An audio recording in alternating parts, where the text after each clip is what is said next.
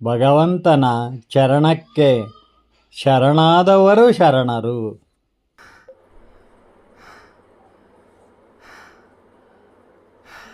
ಶ್ರೀ ಶರಣರ ಇನ್ನೊಂದು ನುಡಿಯಲ್ಲಿ ಹೇಳುತ್ತಾರೆ, ಪದಾರ್ಥ ಅಶುದ್ಧ, ಪ್ರಸಾದ ಪರಿಶುದ್ಧ. ಪದಾರ್ಥ ಪ್ರಸಾದವಾಗಬೇಕು, ಪದಾರ್ಥ ಅಶುದ್ಧ, ಪ್ರಸಾದ ಪರಿಶುದ್ಧ. ಪದಾರ್ಥವ ಪ್ರಸಾದವಾಗಬೇಕು. ನಾವು ಬದುಕಲು ಆಹಾರ ಅವಶ್ಯಕ. ಆಹಾರ ಇದ್ದಂತೆ ಸೇವಿಸಲಾದೀತೆ ಅದು ಅಶುದ್ಧ, ಅಪಥ್ಯ. ಅಂಗಡಿಯಲ್ಲಿ ದೊರೆತ ಪದಾರ್ಥ ಅಡಿಗೆ ಮಾಡಲು ಯೋಗ್ಯವಾಗುವುದನ್ನು ಅದನ್ನು ಶುಚಿಗೊಳಿಸಿದ ಮೇಲೆ ಅದು ಸೇವಿಸಲು ಸಿದ್ಧವಾಗುವುದು ಹದವಾಗಿ ಬೆಂದ ಮೇಲೆ.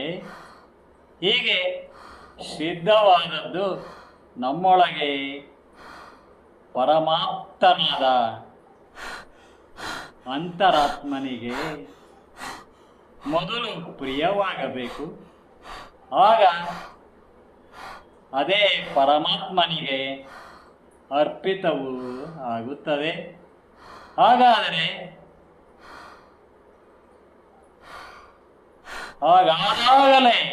ಅದು ಪ್ರಸಾದವಾಗುತ್ತದೆ. ಯಾವೊಂದು ಆ ದೇವನಿಗೆ ಸಲ್ಲದು ಅದು ಪದಾರ್ಥವಷ್ಟೇ. ಯಾವೊಂದು ಆ ದೇವನಿಗೆ ಸಲ್ಲದೋ ಅದು ಪದಾರ್ಥವಷ್ಟೇ, ಕೇವಲ ಪದಾರ್ಥ. ಶ್ರೀ ಶರಣರ ಈ ನುಡಿ ಆಹಾರ ಜೀವನಕ್ಕೆ, ಈ ದೇಹಕ್ಕೆ ಅವಶ್ಯ. ಯಾವಾಗ ಯಾವುದು ಎಂದರೆಂಬ ಅರಿವು ನಮಗಿರಬೇಡವೇ? ಈ ಅರಿವು ಇಲ್ಲವಾದರೆ ಈ ಶರೀರವು ಜೀವನ ಪರ್ಯಂತ ಅಶುದ್ಧವಾಗಿಯೇ ಉಳಿದು ಬಿಡುತ್ತದಲ್ಲ.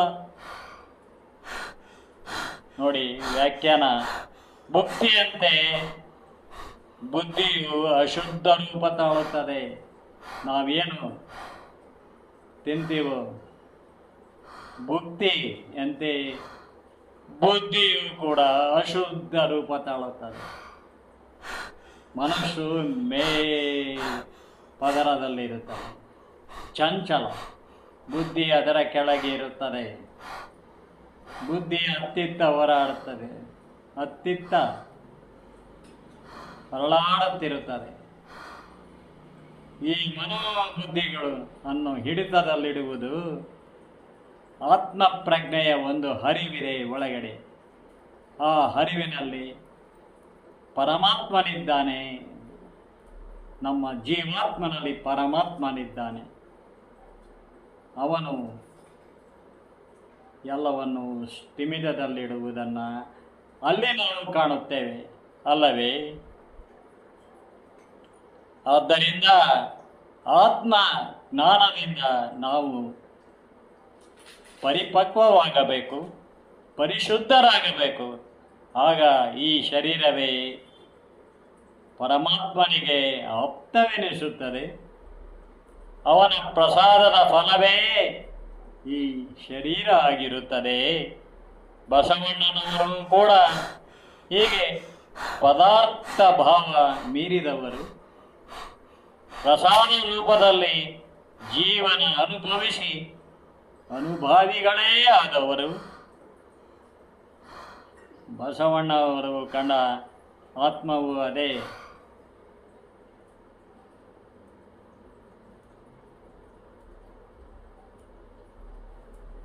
ವಿಷ್ಣು ಭಕ್ತರು ಕಂಡ ಆತ್ಮವು ಅದೇ. ಹೆಣ್ಣಿನಲ್ಲೂ ಇರುವ ಆತ್ಮ ಅದೇ, ಗಂಡಿನಲ್ಲೂ ಇರುವ ಆತ್ಮ ಅದೇ. ಆತ್ಮ ಯಾವ ಭೇದ ಭಾವವೂ ಇಲ್ಲ, ಅಲ್ಲಿರುವುದು ದೈವತ್ವ ಮಾತ್ರ ಒಂದೇ. ಅದು ಎಲ್ಲರಿಗೂ ಒಂದೇ. ಅದು ಸೃಷ್ಟಿಕರ್ತನ ಅಲೌಕಿಕ ಶಕ್ತಿಯ ಸಾಕಾರ ರೂಪವಾಗಿ ನಮ್ಮೊಳಗೆ ಸಂಚರಿಸುತ್ತಿರುತ್ತದೆ ಅಲ್ಲವೇ? ಕಾಮರಹಿತನು ಬಸವ, ಕ್ರೋಧರಹಿತನು ಬಸವ, ಕಾಮರಹಿತನು ಬಸವ, ಕ್ರೋಧರಹಿತನು ಬಸವ, ಮೋಹ ಮದ ಮತ್ಸರ ರಹಿತ ಬಸವ. ರಾಮ ರೂಪವು ನಾಮ ರೂಪವು ಕ್ರಿಯೆ ಅಳಿಯದ ಮಹಾಬ್ರಹ್ಮಾದಿ ತಾ ಮನ ಮುಕ್ತನೈ ಯೋಗೀನಾಥ.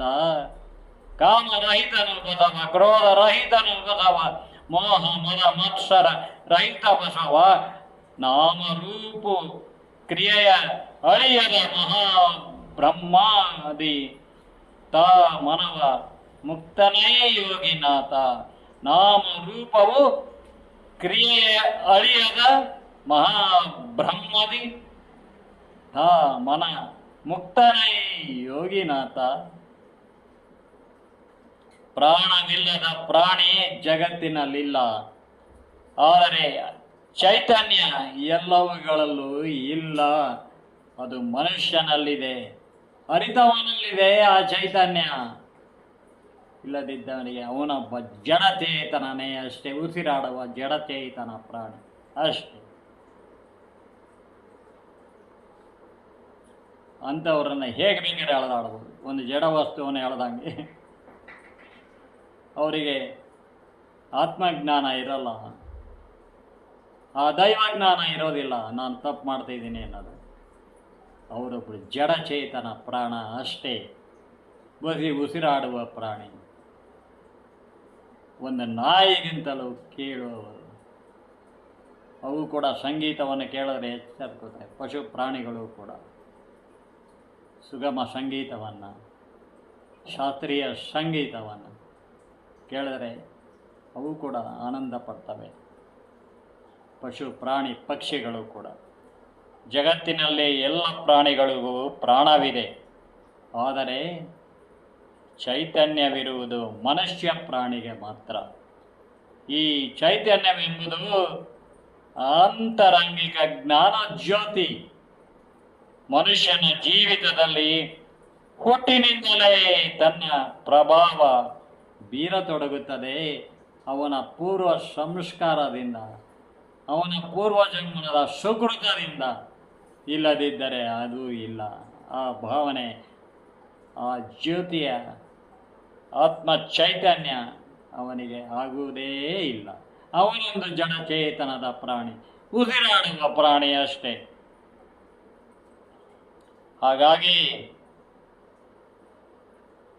ಪ್ರತಿಯೊಬ್ಬನು ಹಲವು ಜನ್ಮಗಳ ಸಂಸ್ಕಾರ ಫಲ. ಅದು ಒಳ್ಳೆಯ ಸಂಸ್ಕಾರವೋ ಹೀನವೋ ಅದರ ಫಲದಿಂದಾದ ಒಂದು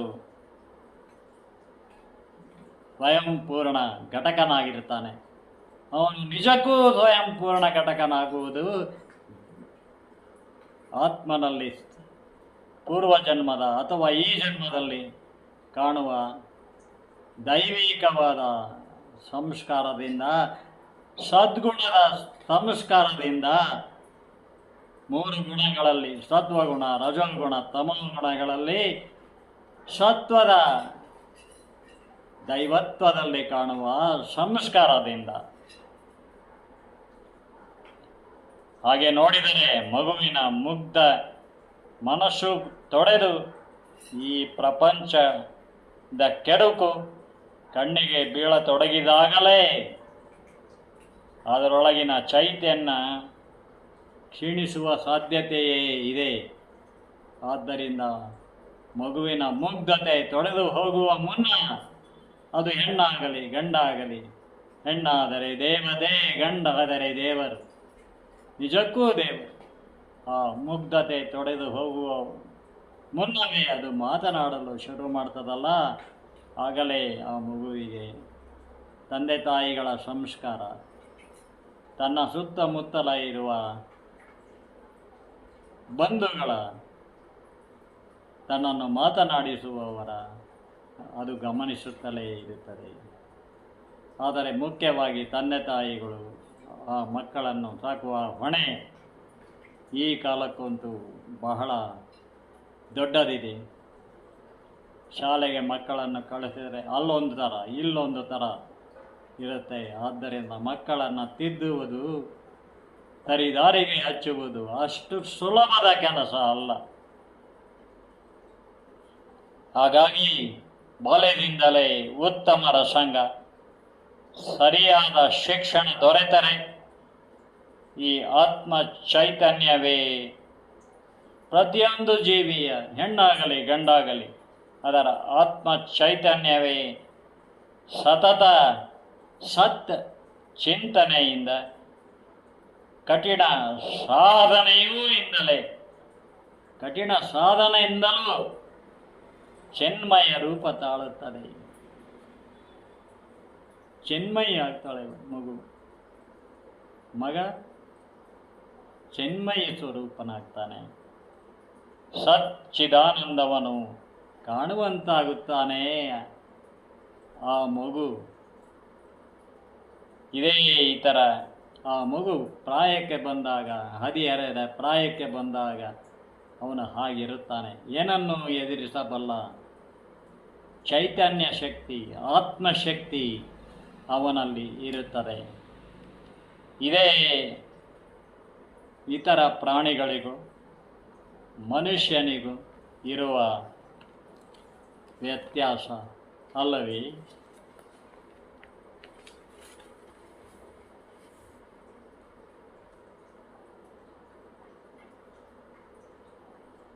ಶರಣರ ನುಡಿಗಳಿಗೆ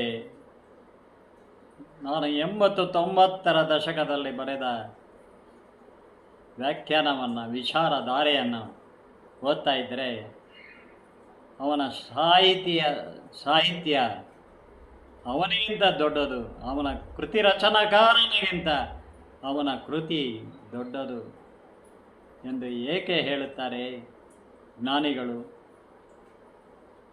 ಇಂದಿನ ಮಹಾನ್ ಲೇಖಕರು ಎಂಬುದು ಅರ್ಥವಾಗುತ್ತಾ ಹೋಗುತ್ತದೆ. ನಿಮಗೂ ಕೂಡ ಅರ್ಥವಾಗಿದೆ ಅಂತ ನಾನು ಅಂದ್ಕೊಂಡಿದ್ದೇನೆ. ನಿಮಗೂ ಕೂಡ ಭಗವಂತನ ಅನುಭವ, ಆ ದೈವಾನುಭವ ನಿಮಗೂ ಆಗಲಿ ಎಂದು ಹಾರೈಸುತ್ತೇನೆ.